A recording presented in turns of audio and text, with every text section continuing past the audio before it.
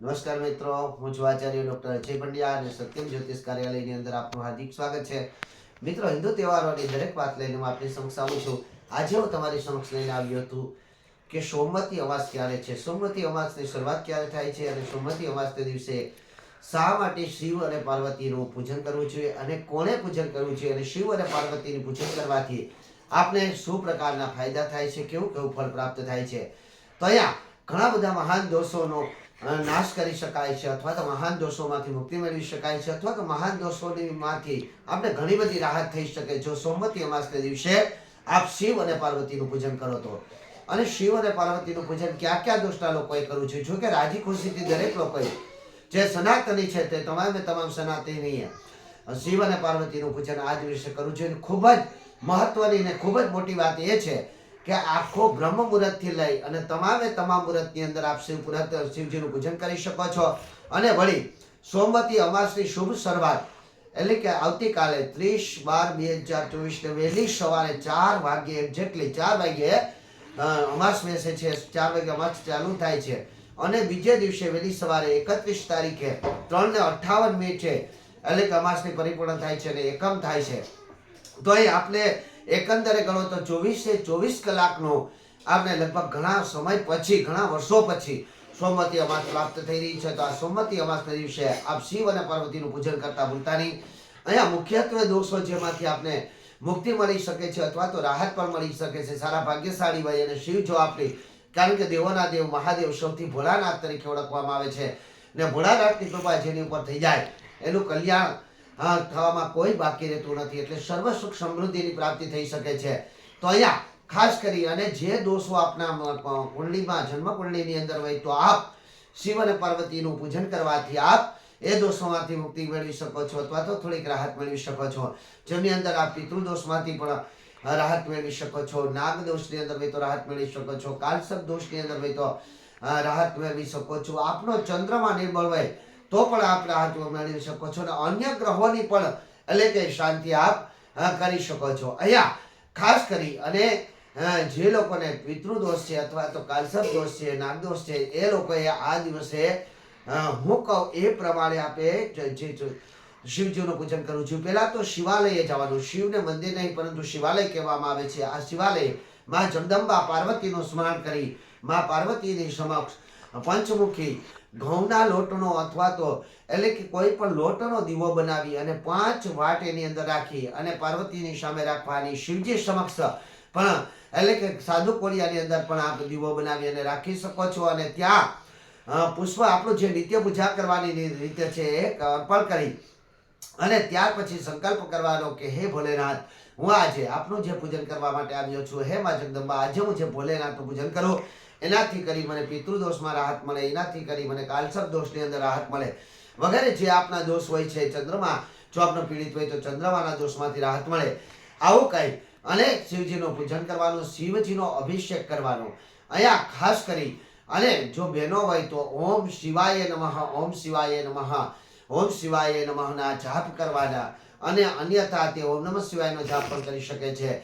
તો અહીંયા ભાઈઓ છે તો ઓમ શિવાય નમઃ અને સાથે સાથે ઓમ નમઃ શિવાય મંત્રનો જાપ તે કરી શકે છે અને ભગવાન ભોલેનાથને ઓછામાં ઓછું 108 વખત પંચામૃતમાં કાળા તલ પધરાવી અને શિવજીને અભિષેક કરવો. ત્યારબાદ ઉપર આવવાનું અને જ્યાં પીપળો હોય એ પીપળાના મૂળની અંદર પણ દીવો અર્પણ કરવાનો, દીપક અર્પણ કરવાનો અને શક્ય હોય તો ત્યાં પણ 5 બત્તીનો દીવો અર્પણ કરવાનો.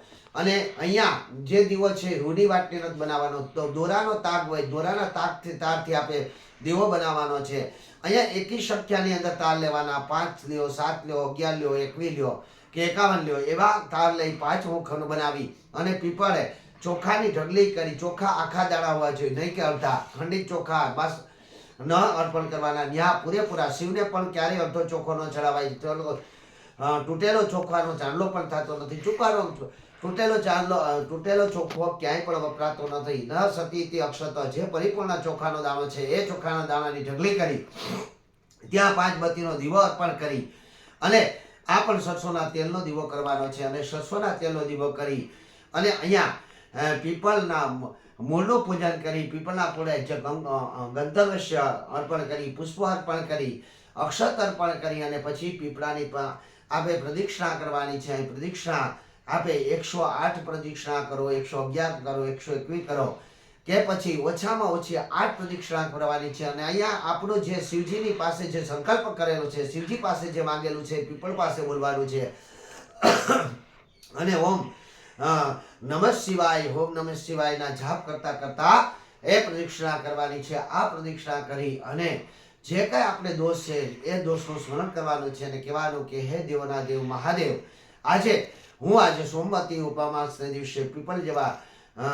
વૃક્ષનું પૂજન કરીને હે મહાદેવ આ દોષમાંથી મુક્ત થવા માંગુ છું. હે પ્રભુ, મારા પૂર્વજન્મના પાપ દોષને ક્ષમા કરો, આ જન્મના પાપ દોષને ક્ષમા કરો અને હું આ કાર્ય કરવા માટે તત્પર છું. આમાં પણ આ પૂજન કરવામાં પણ મારાથી જાણતા અજાણતા કોઈ ભૂલ થઈ હોય તો ક્ષમા કરો, આવું કહેવાનું. અને જે પ્રદક્ષિણા આપ કરો છો ત્યારે અહીંયા બે વસ્તુનું ખાસ ધ્યાન રાખવાનું છે કે જ્યારે તમે પ્રદક્ષિણા કરો છો ત્યારે જેટલી પ્રદક્ષિણા તમે નક્કી કરી હોય કે હું એટલી પ્રદક્ષિણા કરી એટલી સાકરની કટકી લઈ જવાની છે મિત્રો.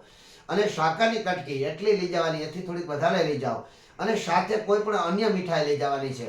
અહીંયા જે સાકરની કટકી છે એ પ્રદક્ષિણા પૂરી થાય ત્યારે ઓમ નમઃ શિવાય કહીને મૂકવાની. એટલે 108 કરો તો 108 સાકરની કટકી પીપળના મૂળમાં મૂકવાની. ચોકલેટ પણ મૂકી શકો છો. અન્ય એવી કોઈ મીઠાશ નાની કટકી હોય તે અર્પણ કરી શકો છો. 111 કરો તો 111 કટકી મૂકવાની. અને પછી ભગવાનને ત્યાં જે ભોગ અર્પણ કરવાનો હોય એ ખાસ કરી અને મીઠાઈનો અર્પણ કરવામાં આવે, ખાસ કરીને સુખડી અર્પણ કરવામાં આવે તો એ સુખડી અથવા તો પેંડો છે, થાબડી છે એ પણ અર્પણ કરવામાં આવે. પરંતુ આ પરિપૂર્ણ થયા પછી એ જે ભોગ છે એ આપે ખાસ ધ્યાન રાખવાનું છે મિત્રો. આવા દોષમાંથી મુક્ત થવાનો સારામાં સારો અને આ યોગ છે એટલે આપ મુક્ત થઈ શકો. અન્યથા આપણે 100% રાહત તો થશે ને થશે, ગેરંટી હું તમને આપું છું. અન્યથા આપ નહીતર તો આપણે મોટા મોટા કાર્ય કરવા પડે, લઘુરુદ્ર યજ્ઞ કરવા પડે, કાલસર્પ યોગ વિધાન કરવા પડે અને પિતૃ કાર્ય કરવા પડે, પંચબલી કર્મ કરવા પડે. અને પંચબલી કર્મ, લઘુરુદ્ર યજ્ઞ કે કાલસર્પ દોષ યોગ ખૂબ જ મોટા કાર્યો છે અને એની અંદર ઘણો બધો ખર્ચો પણ આવે છે. પરંતુ આજે આવતીકાલે તમને મુક્ત થવાનો સમય મળી રહ્યો છે આવા દોષમાંથી. તો મુક્ત થવા માટે અવશ્ય પ્રયત્ન કરો. દેવાદિદેવ મહાદેવની અસીમ કૃપા થશે. જે સુખડી અથવા તો જે પ્રસાદ તમે અર્પણ કરેલો છે એ પ્રસાદ પોતે ગ્રહણ નથી કરવાનો, ના કે પોતાના પરિવારના કોઈ સભ્યને ગ્રહણ કરાવવાનો છે. આ પ્રસાદ આપે બીજા કોઈ, ખાસ કરીને અન્ય બાળકો મળે તો એને અર્પણ કરવાનો છે, અથવા તો કોઈ ભૂખ્યું વ્યક્તિ આપે મળે તો એને પણ આપવાનો છે. આ દિવસના વિશે આપ એ દેવાલયમાંની અંદર, શિવાલયની અંદર સીધો અર્પણ કરવાનો છે. અને સીધો અર્પણ કરી અને સાક્ષાત અખિલ બ્રહ્માંડના માલિક એવા સ્વયં ભગવાન શિવને અને મા પાર્વતીને જમાડવાના હોય એવો ભાવને અર્પણ કરી જલ હાથમાં લઈ અને જલ એ જે સીધો અર્પણ કરેલો છે તેની આગળ આપ અથવા તો થાળ પણ આપ બનાવીને અર્પણ કરી શકો. પરંતુ થાળ અર્પણ કરી અને જલની એટલે ધારાવાહી આપવાની છે અને કહેવાનું છે કે હે દેવોના દેવ મહાદેવ, આ ભોજનનો આપ સ્વીકાર કરો ને આ કર્યા પછી હું ભોજન લઈશ. અને ત્યાર પછી પોતાના ગૃહસ્થને આવવાનું. આ દિવસના વિશે માત્ર ને માત્ર ભગવાન મહી રહેવાનું છે, ઉપવાસ કરવાનો છે. પરંતુ ઉપવાસ એટલે તો ભૂખ્યું રહેવું એટલો ઉપવાસ નહીં. વારે ઘડીએ કહું છું કે હું 5 દી 7 દી નથી જમતો, પરંતુ મને સમય મળતો નથી ખાવાનો એટલે હું નથી જમતો. પરંતુ એ ઉપવાસ નથી. ઉપવાસનો અર્થ થાય ઈશ્વરની નજીક રહેવાનો પ્રયાસ. જે ઈશ્વરની નજીક રહી છે ઉપવાસી છે, સદા ઉપવાસી છે. એટલે માત્ર ને માત્ર પ્રભુ ભક્તિમાં રહેવાનો. આ દિવસે કોઈની ચાંગા ચુંગલી કરવાની નથી, કોઈની પર નિંદા નહીં કરવાની. આ દિવસ શક્ય હોય તો અત્યારના યુગની અંદર જે મહા ઉપવાસ હું જેને કહું છું, શક્ય હોય તો મોબાઈલથી આપણે દૂર રહેવાનું છે, ટીવીથી દૂર રહેવાનું છે. માત્ર ને માત્ર ભગવાન શિવની આરાધના કરવાની છે. ને આ દિવસે જે ફળ મળે છે, જે આંધ્ર નક્ષત્રની અંદર આપણે ફળ જે પ્રાપ્ત કર્યું શિવજીનું પૂજન કરીને, 133 લોકોએ મને શિવજીની પૂજા કરતા ફોટા મોકલ્યા છે.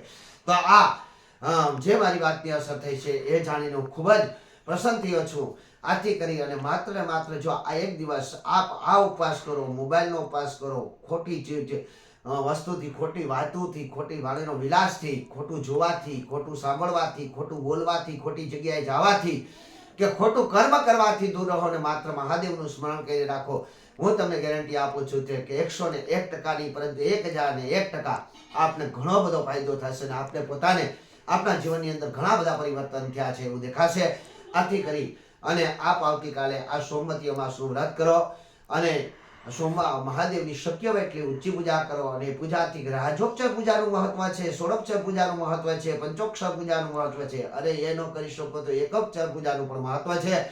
આ ખૂબ જ મહાન ફળ આપનારું પૂજા વ્રત આવતીકાલે છે, તો આ વ્રત અવશ્ય કરો. કોઈ પણ વ્યક્તિ કરી શકે, નાનામાં નાનું બાળક પણ કરી શકે અને 80 વર્ષના વૃદ્ધ પણ કરી શકે.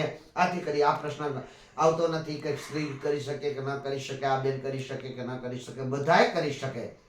અને આ દિવસ વિશે પીપળનું પૂજન કરવાનું ચૂકતા નહીં, સરસોના તેલનો દીવો કરવાનું ચૂકતા નહીં, અને 5 બત્તીનો દીવો કરવાનું ચૂકતા નહીં. અને મારો આ વિડીયો અવશ્ય આપના સગા સ્નેહી અને આપના મિત્રો સુધી પહોંચાડજો, જેથી કરી મહાદેવની કૃપા તેની પર પણ વરસે. શક્ય હોય એટલો મારો આ વિડીયોને શેર કરો. સાથે સાથે મારી યુટ્યુબ ચેનલ ડોક્ટર અજય પંડ્યાને જો આપે સબસ્ક્રાઇબ ન કરી હોય તો સબસ્ક્રાઇબ કરી લેજો, બેલ આઇકોનનો બટન દબાવી દેજો. આપ સર્વની પર મહાદેવની અશુભ કૃપા વરસે તેવી શુભકામના. આપ સર્વને સોમવારની અમાસની હાર્દિક શુભકામના. બોલો જય મહાદેવ, જય શ્રી કૃષ્ણ.